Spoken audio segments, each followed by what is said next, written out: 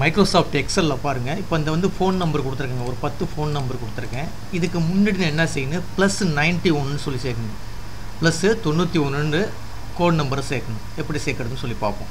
அப்போ இந்த இடத்துல நீங்கள் கர்சரை வச்சுக்கோங்க, ஈக்குவல் டு கொடுத்துருங்க.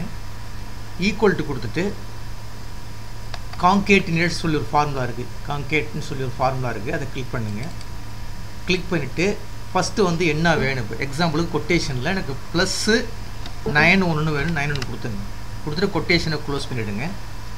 க்ளோஸ் பண்ணிவிட்டு ஒரு கமா கொடுத்துட்டு அடுத்தது இந்த நம்பரை கிளிக் பண்ணிங்க.